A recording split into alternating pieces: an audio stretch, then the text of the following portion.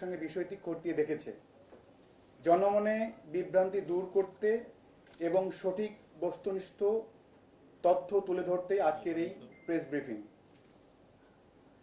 ডিএমপির উত্তরা বিভাগের আওতাধীন তুরাগ থানা এলাকায় এ ধরনের কোনো ধারাবাহিক মৃতদেহ উদ্ধার, হত্যাকাণ্ড কিংবা এ সংক্রান্ত অন্য কোনো ঘটনার সংবাদ পাওয়া যায়নি। একই সঙ্গে এই বিষয়ে তুরাগ থানায় কোনো ব্যক্তি বা প্রতিষ্ঠানের পক্ষ থেকে কোনো অভিযোগ, সাধারণ ডায়েরি বা জিডি বা মামলা দায়ের করা হয়নি। বিষয়টি অনুসন্ধানে প্রচারিত তথ্যের কোনো সত্যতা পাওয়া যায়নি। এ বিষয়ে বাংলাদেশ পুলিশের ভেরিফাইড ফেসবুক পেজ থেকেও ইতিমধ্যে একটি আনুষ্ঠানিক বিবৃতি প্রকাশ করা হয়েছে।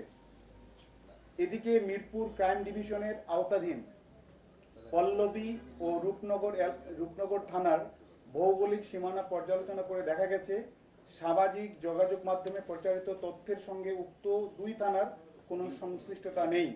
এ বিষয়ে পল্লবী বা রূপনগর থানায় কোনো অভিযোগ, তথ্য কিংবা ঘটনার সত্যতা সমর্থনকারী কোনো প্রমাণ পাওয়া যায়নি।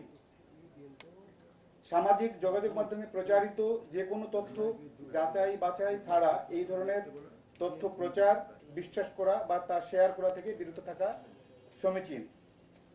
কোনো গুজব, বিভ্রান্তিকর বা উস্কানিমূলক তথ্য সমাজে অস্থিরতা সৃষ্টি করতে পারে এবং আইন শৃঙ্খলা পরিস্থিতি অবনতির কারণ হতে পারে।